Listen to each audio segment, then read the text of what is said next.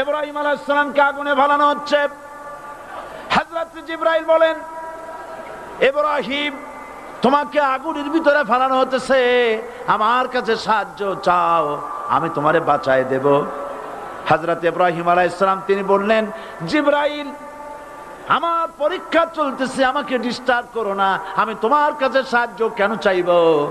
আমি তো এমন কোন অন্ধ আল্লাহর ইবাদত করি না যিনি তার বান্দার দুঃখ দুর্দশা নিজের চোখে না দেখেন। পরীক্ষা পাস করছে না? পাস করছেন কিনা? হযরত ইব্রাহিম বলেন, শোনো জিবরাইল, আমি যদি আগুনের ভিতরে পড়ে যাই আর আগুনে পুড়ে যদি ভস্ম হয়ে যায়, আমার আল্লাহ যদি এতে খুশি হন, তাহলে আমি আমার রব্বুল আলামিনকে খুশি করার জন্য এভাবে 1000 বার পুড়তে আমি রাজি আছি। ইব্রাহিম আলাইহিস সালাম আগুনের ভিতরে পড়ে গেলেন।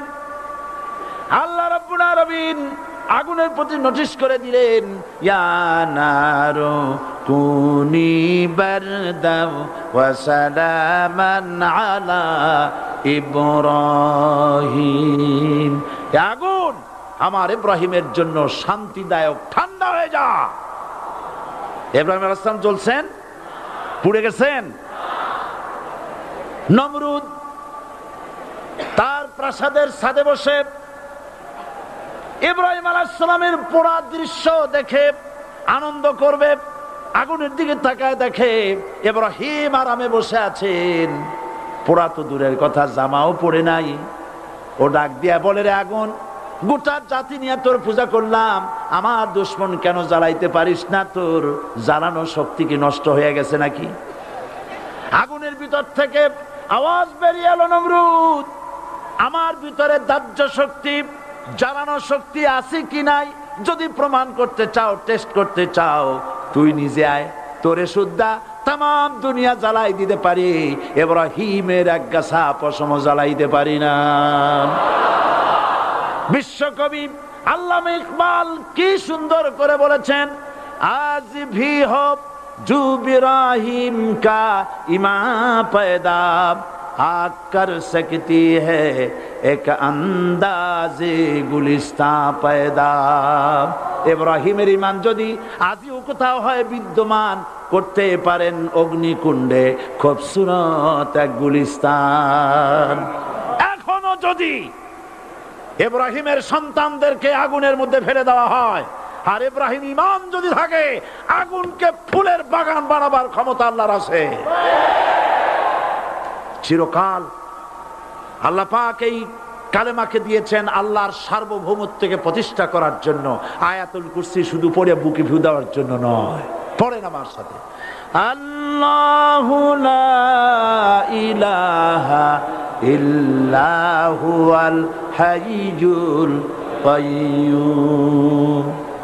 দুনিয়ার সমস্ত পয়গম্বর অত্যাচারিত হলেন, শুধু তাই নয়, বিশ্ব নবী আখেরি জামানার পয়গম্বর নবী মুহাম্মদ রাসূলুল্লাহ সাল্লাল্লাহু আলাইহি ওয়াসাল্লাম জাতির কাছে আসলেন। তিনি এসে বললেন, ইয়া আইয়ুহান নাস কুলু লা ইলাহা ইল্লাল্লাহ। প্রথম দাওয়া, প্রথম দাওয়া। শুনছেন কথা? রাসূলুল্লাহ বলছেন, ও জাতি, আমার রাসূল তো মক্কার রাসূল না শুধু, মদিনার রাসূল না শুধু, আরবি ভাষা ভাষীদের রাসূল না শুধু, আমার নবী কি নবী? চিল্লায় বলেন। তাই তিনি বলেছেন, ও বিশ্বের মানবতা, বিশ্বের মানব গোষ্ঠী, যদি মুক্তি পেতে চাও, নাজাত পেতে চাও, উচ্চারণ করো, বিশ্বাস করো, আমল করো, বলো লা ইলাহা ইল্লাল্লাহ। জোরে পড়েন, লা ইলাহা ইল্লাল্লাহ, লা ইলাহা ইল্লাল্লাহু মুহাম্মাদুর রাসূলুল্লাহ। আবু জাহেল বুঝছিল কলেমার অর্থ?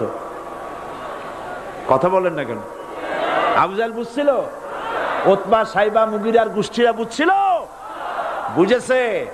তারপরে তারা চিন্তা করলো যে সর্বনাশ তো করছে, লা ইলাহা, কোন ইলাহ নাই, আইনদাতা নাই, বিধানদাতা নাই, তাহলে আমরা কি ঘরে বসে বসে কি করব? উনি নতুন একজন ইলা নিয়ে আসছে, আল্লাহ ছাড়া কোনো ইলা নাই, তাহলে আমাদের কাজটা কি? প্রথমে তারা চেষ্টা করলো যে একটু দেখি নরম নরম ভাবে হয় নাকি। চলে গেল আবু তালেবের কাছে, আসে না দিছে, বললো আবু তালেব তুমি তো কুরাইশদের নেতা, তোমার ভাইয়ের ছেলে কয়টাই কি? কি আশ্চর্যজনক কথা, লা ইলাহা ইল্লাল্লাহ, আল্লাহ ছাড়া কোনো ইলাহ নাই, তা আমরা করব কি? তোমার ভাতিজাকে বুঝাও লা ইলাহা ইল্লাল্লাহর দাওয়াত বন্ধ করে দিক, এর বিনিময়ে টাকা লাগে টাকা দেব, সোনা লাগে সোনা দেব, যত সুন্দরী মেয়ে চায় তাও দেব, নেতৃত্ব চায় তাও দেব, তবু যেন কালেমার দাওয়াত না দেয়। আসিনে কা হাদিসে আছে কিনা? নবীজি যখন বাড়ি ফিরলেন, চাচা আবু তালেব নিজের কলিজার টুকরা সন্তান হযরত জাফর আলীর চাইতে তিনি ভালোবাসতেন কলিজার মতো করে মুহাম্মদ সাল্লাল্লাহু আলাইহি সাল্লামকে। বলছে বাবা এমন কথা কেন বলো যাতে লোকেরা খেপে যায়, এই কথাগুলি বলো না, ওরা আমার কাছে এই সব প্রস্তাব দিয়ে গিয়েছে। রাসূলুল্লাহ প্রস্তাব শুনে এগ্রি করলেন? জি। আমার নবী বলেন ও আমার চাচা আবু তালেব প্রস্তাবকারীদেরকে শুনিয়ে দিন। হুজুরের সাথে তখন অনেক লোকজন নাকি, অনেক অস্ত্রপাতি, কিচ্ছু নাই, আল্লাহর শক্তি ছাড়া কিছুই না। আমার নবী বলেন ও আমার চাচা আবু তালেব প্রস্তাবকারীদেরকে শুনিয়ে দেন, যেটা দেওয়া সম্ভব সেটা তো দূরের কথা, যেটা দেওয়া সম্ভব নয় তাও যদি তারা দিতে পারে আমারে, যেমন আকাশের সূর্যটা ধরে এনে ওরা যদি আমার ডান হাতে তুলে দেয়, আকাশের পূর্ণিমার চাঁদটা ধরে যদি বাম হাতে আমার তুলে দেয়, এর বিনিময়ে এক মুহূর্তের জন্য তাওহীদের দাওয়াত আমি বন্ধ করে দেব না। সুবহানাল্লাহ।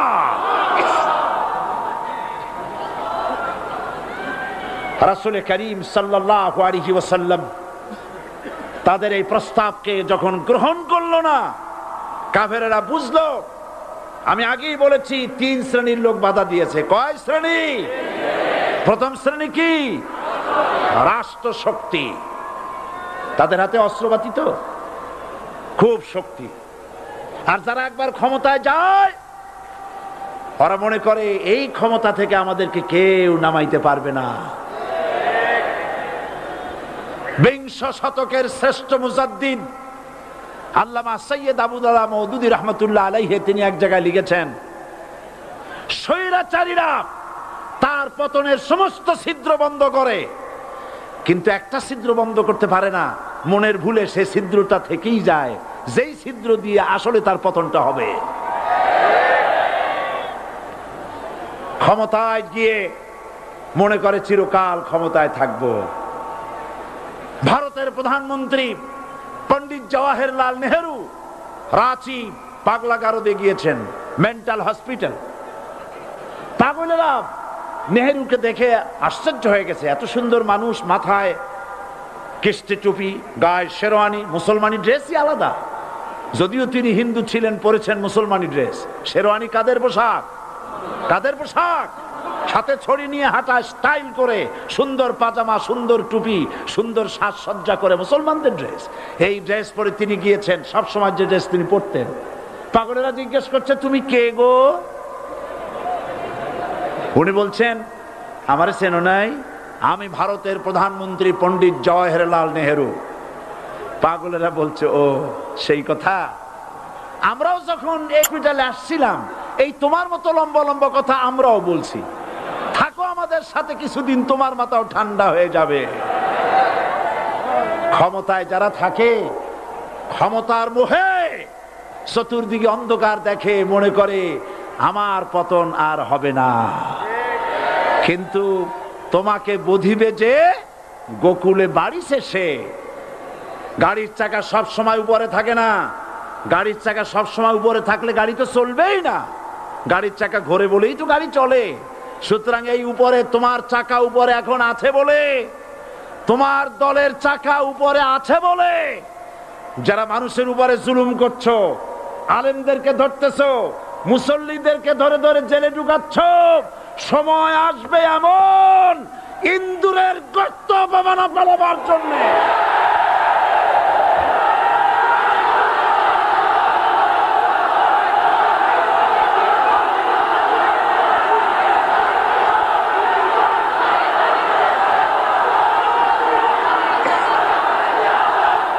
জাহেলের গোষ্ঠী, আবু জাহেলের গোষ্ঠী মনে করেছে সোজা আঙ্গুলে ঘি যখন উঠলো না, আঙ্গুল বাঁকা করতে হবে। শুরু হয়ে গেল অত্যাচার, শুরু হয়েছে না? হযরত সুমাইয়া রাদিয়াল্লাহু তাআলা আনহা কি নির্মম ভাবে, নিষ্ঠুর ভাবে তাকে শহীদ করা হলো। খাব্বাব, হুবাইব, হযরতে খাব্বাব রাদিয়াল্লাহু তাআলা আনহুকে দেখে হযরত ওমর একদিন বলছিলেন, খাব্বাব তোমার পিঠে এত গর্ত কেন? এত গর্তওয়ালা পিঠ আর এত চিকুন কোমর আমি তো জীবনেও দেখিনি।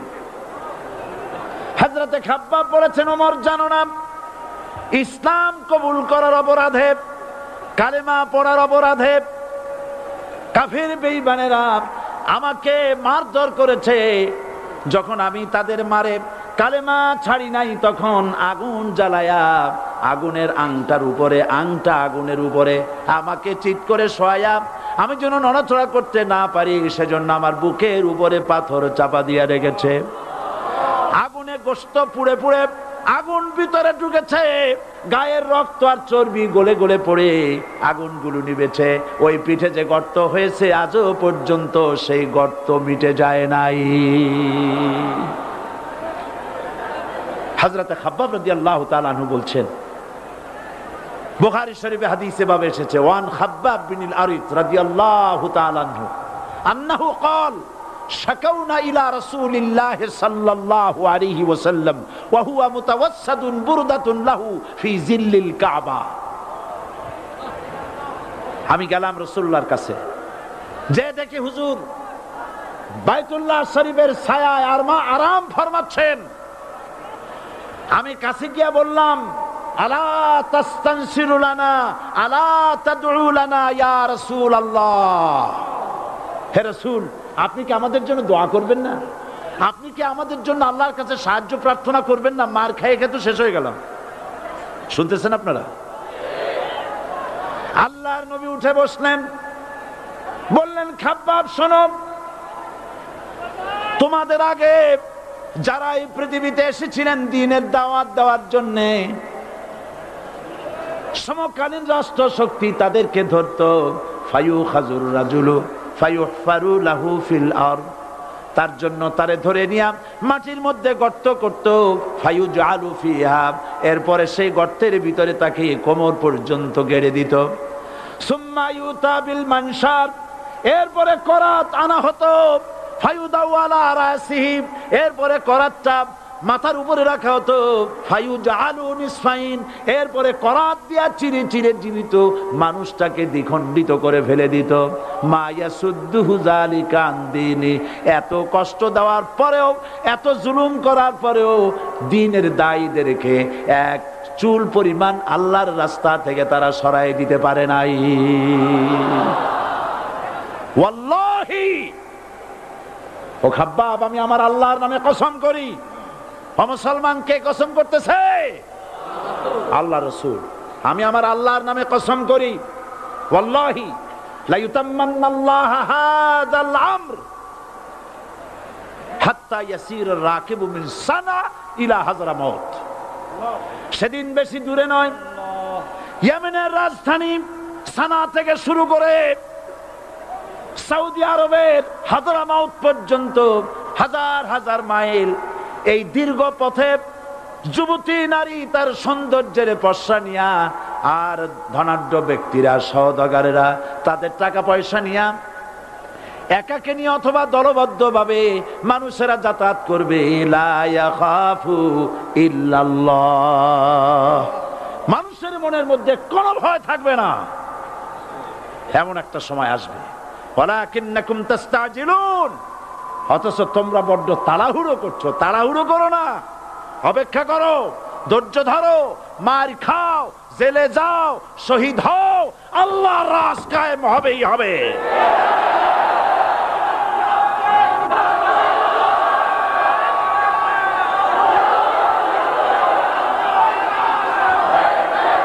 বিল্ডিং থেকে শিক্ষা গ্রহণ করুন, বিল্ডিং, ইমারত, দালান থেকে শিক্ষা গ্রহণ করুন। এই যেটা দালান আছে না পাশে, দেখতে পাচ্ছেন? এই দালান কি দিয়ে তৈরি করা হয়েছে বলেন? ইট। সমস্ত ইটেরা যদি ধর্মঘট করত, আমরা কেউ মাটির তলায় যাব না, কেউ আমরা আগুনে পুড়ে ঝামা হব না, পিক হব না, কেউ আমরা টুকরা টুকরা হব না, সবাই থাকবো উপরে উপরে, তাহলে কি দালান হইতো নাকি? এই বিল্ডিং নির্মাণ করতে গিয়া ইটের যে স্যাক্রিফাইস, হাজার হাজার ইটকে পিক হতে হয়েছে, পুড়ে যেতে হয়েছে, খোয়া হতে হয়েছে, ভেঙে টুকরা টুকরা হয়ে 50 ফিট মাটির নিচে যেতে হয়েছে, তারপরে ইমারত গঠন হয়েছে, সুন্দর দালান তৈরি হয়েছে। যারা ইসলামী শাসন চান, আল্লাহর দ্বীনকে বিজয়ী দেখতে চান, তাদেরকে অসংখ্য মানুষকে পোড়া ইটের মতো জেলখানায় পুড়ে পুড়ে মরতে হবে, অসংখ্য মানুষকে ফাঁসির কাস্টে ঝুলতে হবে, গায়ের রক্ত দিতে হবে, শহীদ হতে হবে, তারপরে ইসলামের ইমারতটা কায়েম হয়ে যাবে। শায়ের কবি কি সুন্দর করে বলছেন, কবি সুন্দর করে বলছেন, ये शहादत गाहे उल्फत में कदम रखना, ये शहादत गाहे उल्फत में कदम रखना, लोग समझते हैं आसा है मुसलमान होना। মানুষেরা মনে করে মুসলমান হওয়া খুব সহজ জিনিস। না, মুসলমান হওয়ার অর্থ হলো শাহাদাতের ঈদগাহে শামিল হয়ে যাওয়া।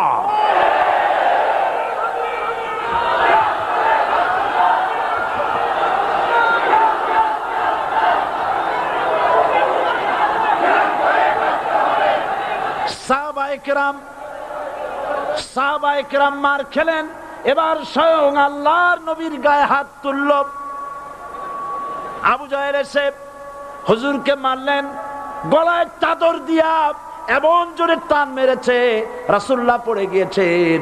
হাদিসে এসেছে হুজুরের চোখ মোবারক ঠিকরে পড়ে যেতেছে, চেহারা মোবারক লাল হয়ে গিয়েছে, জমিনের উপরে আছাড় মেরে ফেলেছে।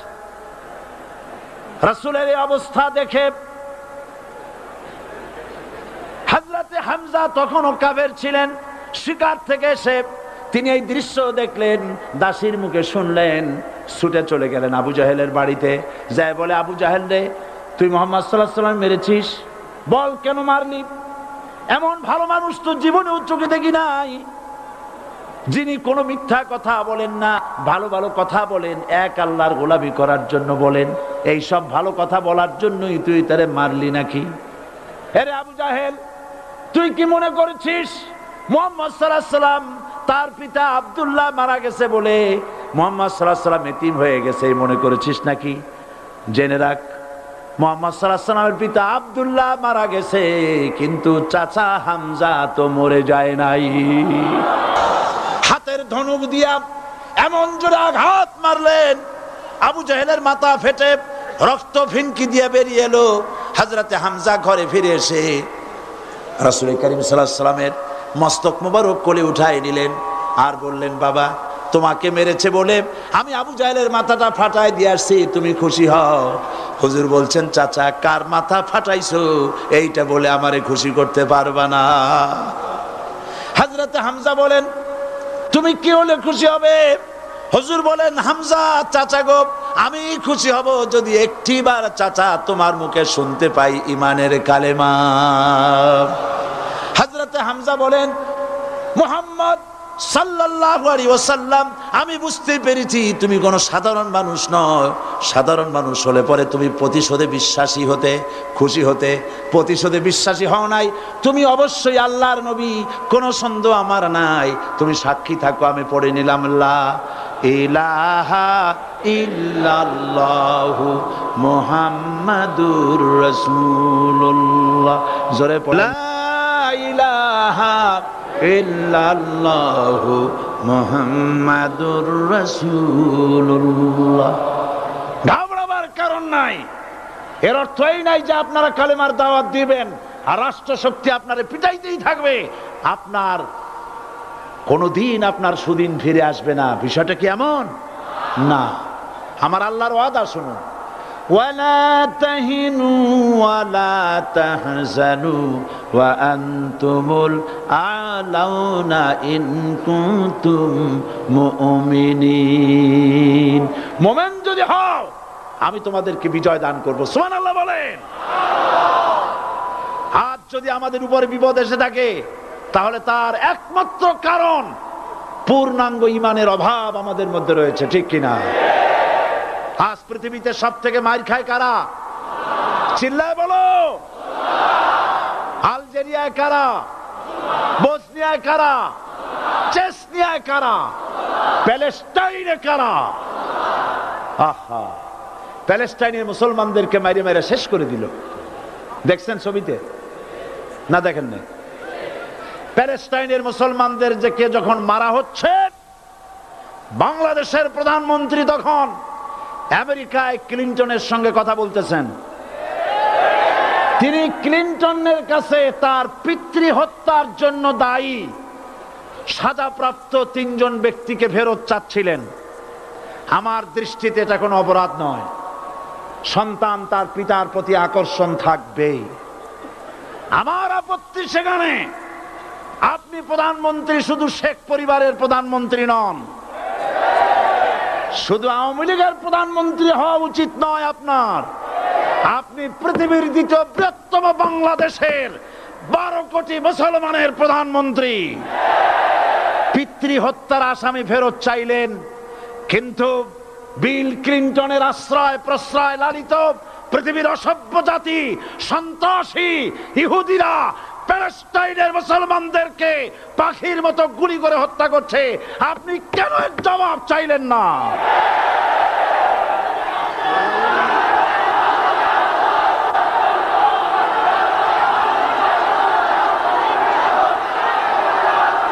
জবাব জবাব আপনি চাইতে পারবেন না, কারণ মুনাফিকদের সাহস হয় না, সাহস হয় মুমিন ব্যক্তি।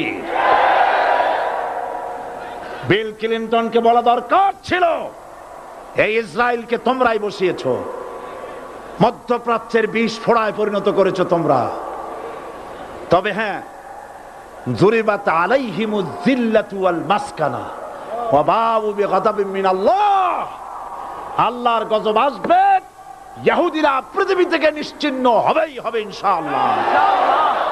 দেখেছেন তাকায়া প্যালেস্টাইনে ইসরায়েলিরা হেলিকপ্টার, গানশিপ, কামান, বোমা নিক্ষেপ করছে, আর প্যালেস্টাইনের শিশু কিশোর যুবকেরা ইহুদিদের নিক্ষিপ্ত বোমা আর কামানের মোকাবেলা করতেছে পাথর দিয়ে।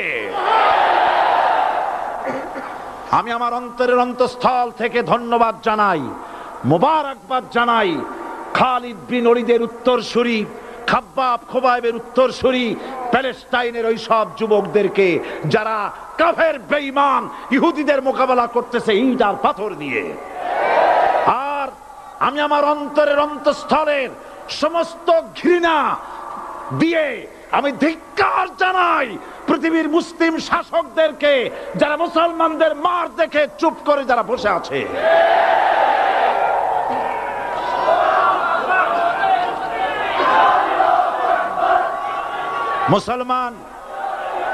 মুসলমান যদি মুসলমানের মতো হয়, 10 জন যথেষ্ট। কয়জন যথেষ্ট? কোথায় আছে কথা? আল্লাহ পাক কোরআন শরীফের মধ্যে বলেছেন, একজন যদি হও ইমানদার মুত্তাকি 10 জনের উপরে বিজয়ী হবে। 10 জন যদি হও 100-এর উপরে বিজয়ী হবে। 100 যদি হও 1000-এর উপরে বিজয়ী করব। জোরে বলেন সুবহানাল্লাহ। কবি বলতেছেন, ফিজায়ে বদরে পয়দা কুন ফেরেশতে তেরি নুসরত কো উতার সকতে গর্দু সে কতর অন্দর কতর আবি। বদরের মুসলমানদের মতো ঈমান আনো, তাহলে আকাশ থেকে কাতারে কাতারে ফেরেশতা নাজিল করে দিয়ে আল্লাহ পাক তোমাদেরকে সাহায্য করবেন। সুবহানাল্লাহ। সে আল্লাহ আছে না নাই? জোরে বলেন, আছে না নাই?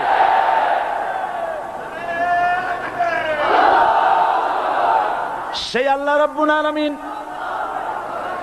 কোরআনে কারীমের ভিতরে আয়াতুল কুরসির মধ্যে বলে দিয়েছেন আল্লাহু লা ইলাহা ইল্লা হুয়াল হাইয়ুল কাইয়্যুম। প্রাণ খুলে সবাই পড়েন, বসা মানুষ দাঁড়ানো মানুষ। আল্লাহু লা ইলাহা ইল্লা হুয়াল হাইয়ুল কাইয়্যুম। আল্লাহ রাব্বুল আলামিন, তিনি ছাড়া কোনো ইলাহ নাই, তিনি সার্বভৌমত্বের মালিক, কেউ নাই আল্লাহ ছাড়া। এই কথা মানুষকে ঘোষণা করতে হবে। বাধা, এই কথা বললেই বাধা দেবে কয় শ্রেণীর লোক? 3 শ্রেণী। প্রথম শ্রেণী হচ্ছে কে? রাষ্ট্রশক্তি। আজও তারা বাধা দিচ্ছে। আল্লাহর আইন দিয়ে দেশ চালাও, তারা তাদের মন মর্জি মোতাবেক আইন দিয়ে দেশ চালাবে। আল্লাহ পাক বলছেন আলা আলাহুল খালকু ওয়াল আমরু, সৃষ্টি যার, আইন চলবে তার। কারো বাবার আইন চলতে পারে না, নিজেদের তৈরি করা আইন চলবে না। ইনিল হুকমু ইল্লা লিল্লাহ, একমাত্র আইন চলবে কার? এই আইন রাসূল করিম সাল্লাল্লাহু আলাইহি ওয়াসাল্লাম মদিনায় কোরআন দিয়ে প্রতিষ্ঠিত করেছিলেন। আল্লাহর বিধান, আল্লাহর সার্বভৌমত্ব কায়েম করেছিলেন। কোরআন সংবিধান হলো, চুরি বন্ধ হলো, ডাকাতি বন্ধ হলো, জেনা বন্ধ হলো, হত্যা বন্ধ হলো, ধর্ষণ বন্ধ হলো, সব কিছু বন্ধ হয়ে গিয়ে মুসলমানেরা শান্তি লাভ করলো, পৃথিবীর মানুষ শান্তি লাভ করলো। সুবহানাল্লাহি ওয়া বিহামদিহি। আজ মুসলমানেরা শত্রু চেনে না, বন্ধু চেনে না। বন্ধুকে বানায়েছে শত্রু, শত্রুকে বানায়েছে বন্ধু। কে বন্ধু কে শত্রু চিনাই দিবেন কে? আল্লাহ। বলেন কে দিবেন? আল্লাহ রাব্বুল আলামিন কোরআনে কারীমের মধ্যে পরিষ্কার করে বলেছেন লাতাজিদান্না শাদ্দান নাসি আদাওয়াতান লিল্লাযীনা আমানুল ইয়াহুদা ওয়াল্লাযীনা আশরাকু। আল্লাহ পাক বলছেন, হে রাসূল, মানুষের ভিতরে 2টা শ্রেণী মুমিনদের জন্য সব থেকে জঘন্য দুশমন। কয়টা শ্রেণী? 2টা। একটা হলো ইহুদ, আর একটা হলো মুশরিক। একটা হলো ইহুদি, আর একটা হলো মুশরিক। এটা হলো তোমাদের দুশমন। আর আজ আমাদের দেশে, পৃথিবীর বিভিন্ন দেশে মুসলমানেরা মুশরিকদের সঙ্গে সম্প্রীতি বাড়াচ্ছে, মুসলমানদের সাথে শত্রুতা বাড়াচ্ছে। ইহুদি আহলে কিতাবদের মধ্যে এক শ্রেণীর বুজুর্গ ধরনের লোক, দরবেশ জাতীয় লোক,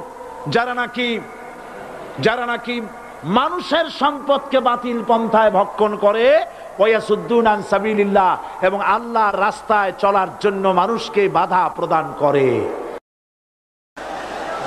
এত বড় বিশাল মাহফিলে আপনি দাঁড়ায়া কোনো মানুষকে কষ্ট দিবেন না, জায়েজ নাই। মুসলমানদেরকে কষ্ট দেওয়া কবিরা গুনাহ। বুঝতে পেরেছেন? যে যেখানে দাঁড়িয়েছে আপনারা বসা মানুষেরা তাদেরকে বসায় দেন। সুতরাং এই কালেমার দাওয়াত যখন হযরতে মুসা আলাইহিস সালাম দিলেন, ফেরাউন বলল, আমি তো জানি না যে আমি ছাড়া আরো কোন ইলাহ আছে, আইনদাতা তো আমি, তুমি নতুন কোথা থেকে আইনদাতা নিয়ে আসছো? ফেরাউন বলছে, দেখো, আমারে বাদ দিয়া যদি অন্য কাউকে ইলাহ বলে তুমি মানো, আর সেই শিক্ষা যদি যে জাতিকে দাও, তাহলে আমি তোমাকে ধরে লাআজআলান্নাকা মিনাল মাসজুনিন, আমি তোমাকে কারারুদ্ধ করব, আমি তোমাকে জেলখানায় ঢুকিয়ে দেব। রাষ্ট্রশক্তি প্রথম বাধা দিল কারা? বলেন সবাই। সেই বাধা কি ওখানে শেষ হয়েছে না এখনো আছে? আছে কিনা জোরে বলেন। আমি তোমাকে জেলখানায় ঢুকাবো। হযরতে মুসা আলাইহিস সালাম বলেন, ফেরাউন রে, জেলের ভয় আমি করি না, আমাকে জেলের ভয় দেখায়া লাভ নাই। আমি আল্লাহ পাকের পয়গম্বর হযরতে মুসা আলাইহিস সালাম। ফেরাউনের দলবল আছে, লোক লস্কর আছে, তার অস্ত্রের অভাব নাই। আল্লাহ রাব্বুল আলামিন মুসা আলাইহিস সালামের কাছে একটা অস্ত্র দিয়া দিলেন। দিছিলেন কিনা?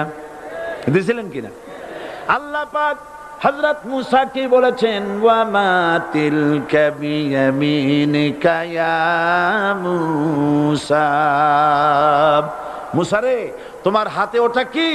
মুসা আলাইহিস সালাম বললেন, এটা লাঠি। আল্লাহ পাক বললেন ফেলে দাও লাঠি, লাঠি ফালায় দিলেন, কি হয়ে গেল? হিয়া হাইয়াতুন তাসআ, লাঠি হয়ে গেল। এখন লাঠি পড়ে সাপ হয়ে গেল। সাপ দেখে নবী হোক, ওলি হোক, সাহাবী হোক আর আলেম হোক, সাপ দেখলে ভয় করে না মানুষের? মুসা আলাইহিস সালাম ভয় পাইছে।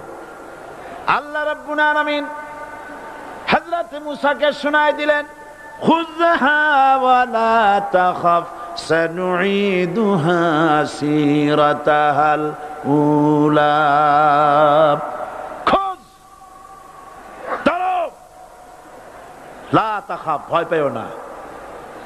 আল্লাহ বলছেন ধরো, ভয় পেও না।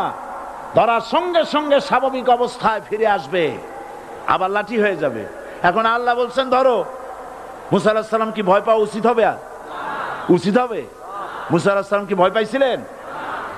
কারণ হচ্ছে এই দুশমনের শক্তিটা খুব বড়ই দেখা যায়, মনে হয় যেন অনেক বড়, কি জানি কি।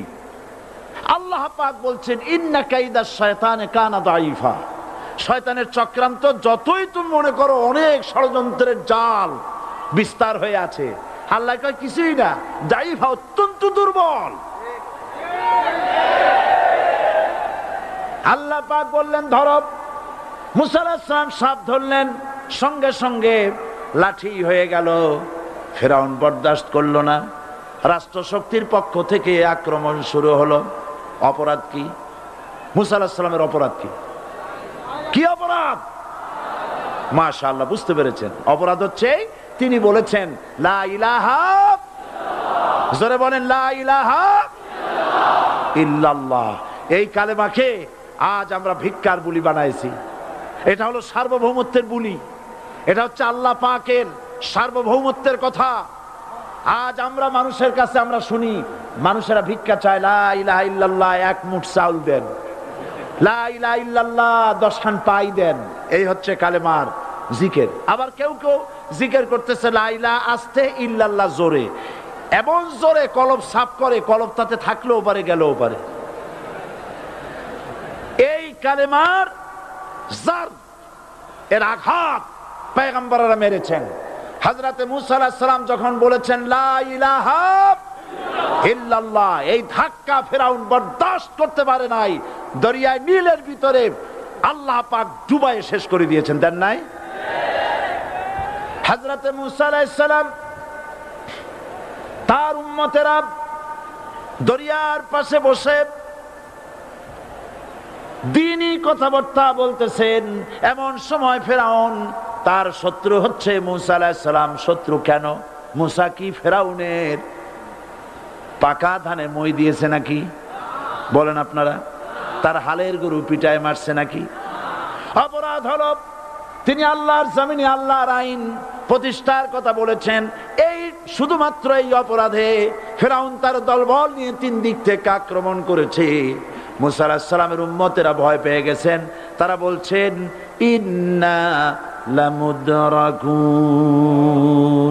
আমরা পাকড়াও হয়ে গেছি। 3 দিকে সাড়াশি আক্রমণ, 3 দিকে শত্রু, একদিকে দরিয়া, পালাবার রাস্তা আছে? হযরত মুসা আলাইহিস সালাম ভয় পেয়ে গেলেন, সারেন্ডার করলেন না। হযরত মুসা আলাইহিস সালাম বললেন কাল্লা, কখনো নয়, ভয় পাওয়ার কোনো কারণ নাই। রব্বি সায়াহদিন, অবশ্যই আমার রব আমার জন্য রাস্তা করে দিবেন।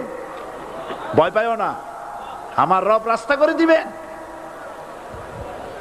আল্লাহ রাব্বুল আলামিন হযরত মুসা আলাইহিস সালামকে অর্ডার করলেন, হাতের লাঠি দিয়া দরিয়ার উপরে আঘাত করো।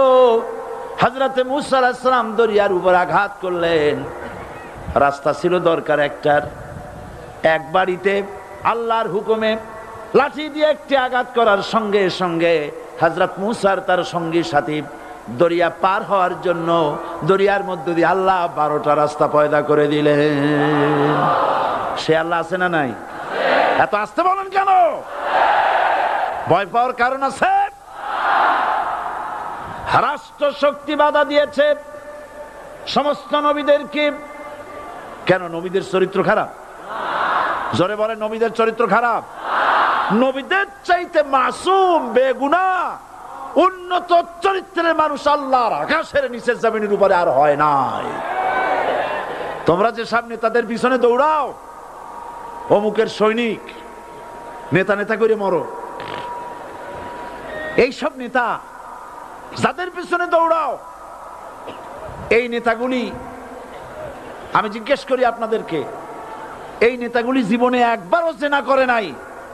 এ ব্যাপারে অনুসারীরা আপনারা কি নিশ্চিত? মিথ্যা কথা জীবনেও কয় নাই, প্রতারণা করে নাই, ঠাট্টা করে নাই, বিদ্রুপ করে নাই, মদ খায় নাই, মানুষ হত্যা করে নাই। কিসের নেতা? নেতা হচ্ছেন সেই ব্যক্তি যিনি বলেছেন, ও আমার স্ত্রীরা, ও আমার সাহাবীরা, রাতের আধারে আমার মধ্যে যা আচরণ দেখতে পাও, দিনের আলোতে আমার মধ্যে যা দেখতে পাও, সবগুলি খুলে খুলে মানুষের কাছে বলে দাও। তার নাম বিশ্বনবী মুহাম্মদ রাসূলুল্লাহ সাল্লাল্লাহু আলাইহি ওয়াসাল্লাম।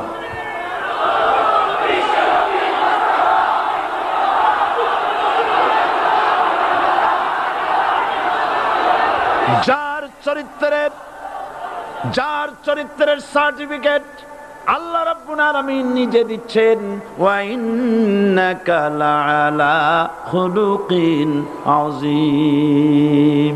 নবী হে, উন্নত চরিত্রের উপরে আপনি প্রতিষ্ঠিত। সুবহানাল্লাহ। কে সার্টিফিকেট দিচ্ছেন? আযীম, আযীম। আরবিতে চওড়াকে বলা হয় আরিদ, গভীরতাকে বলা হয় আমিক। কত প্রশস্ত, যা মাপার কোনো ফিতা নাই, কত গভীর, যা মাপার কোনো যন্ত্র নাই, এইটাকে আরবিতে বলা হয় আজিম। সুবহানাল্লাহ বলতে ইচ্ছে করে না? ও নবী, তোমার চরিত্র এমন যা মাপার মতো যন্ত্র পৃথিবীতে নাই। এই সার্টিফিকেট দিলেন কে? সমস্ত নবীরাই চরিত্রবান, নবীরা মাসুম বেগুনাহ। সুবহানাল্লাহ বিহামদিহি। সেই নবীরা মার খান নাই?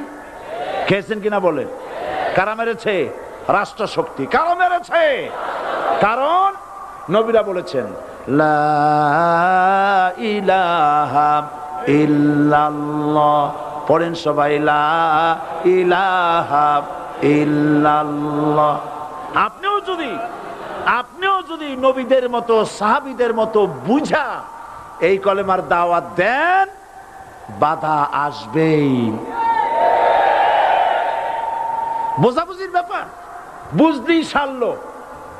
কত মাহফিল হয় বাংলাদেশে, হয় না? কোনো বাধা নাই, ঠিক কিনা? কত পূজা হয়, পার্বণ হয়, গান হয়, থিয়েটার হয়, গুনাহগার বিবির গান হয়, কত কিছু হয়। কোনো বাধা আছে? তাফসীরের মাহফিলে বাধা। কারণ ওরা বুঝতে পেরেছে এ তাফসীরের মাহফিলে গাজীর গীত হয় না, এ তাফসীরের মাহফিলে আল্লাহর সার্বভৌমত্ব কায়েমের আন্দোলন চলে।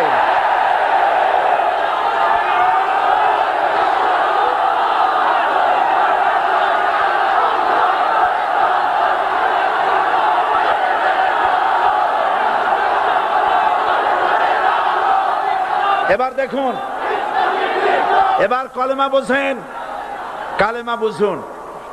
বঙ্গভবনের সামনে দাঁড়াইয়া, গণভবনের সামনে দাঁড়িয়ে আপনি যদি কালেমার জিকির করতে থাকেন, লা ইলাহা ইল্লাল্লাহ, লা ইলাহা ইল্লাল্লাহ, লা ইলাহা ইল্লাল্লাহ, লা ইলাহা ইল্লাল্লাহ, 2-1 ঘন্টা, 2-4 ঘন্টা, দেখবেন অফিসাররা এসে বলবে, না জানি কোন খাজা বাবা আসছে, আসেন আসেন, নিয়ে খাইতে দেবে, হাদিয়া দেবে। যেহেতু যিনি পড়তেছেন উনি বোঝেন না কি বলতেছেন, আর যারা দাওয়াত দিয়ে নিয়ে গেল ওরা টের পায় নাই যে কি কি শুনে দাওয়াত দিতেছে। কিন্তু আপনি যদি বঙ্গভবন, গণভবন, সেক্রেটারিয়েট আর পার্লামেন্ট এর ভিতরে ঢুকে যদি বলেন, কোন মানুষের তৈরি করা আইন মানি না, কোন সরকারের সার্বভৌমত্ব স্বীকার করি না, কারো বিধান মানি না, কারো তৈরি করা আইনের সামনে মাথা নত করি না, আল্লাহ ছাড়া কারো বিধান মানি না। হাদিয়া আসবে, খাইতে দেবে, পকেটে টাকা দেবে, খাওয়াবে এক জায়গায় নিয়ে। কোন জায়গায়? লাল দালানে। বোঝাবুঝি পয়গম্বরেরা দাওয়াত দিয়েছেন আয়াতুল কুরসি ফরজ নামাজ পড়িয়া। দেখছি অনেকেই জামার বুতাম টুতাম খুলিয়া তারপরে জোরে একটা ফু দেন। অসুবিধা নাই, ফু আপনি দেন, কিন্তু কি পড়ে ফু দিচ্ছেন আপনি কি বুঝছেন কিছু? সুবহানাল্লাহ। বুঝলি কি এই চেহারা হয়? এতগুলো মানুষ লাগে নাকি বিপ্লব করতে, কালেমার রস কায়েম করতে? 313 জন মুসলমান যথেষ্ট পৃথিবীতে।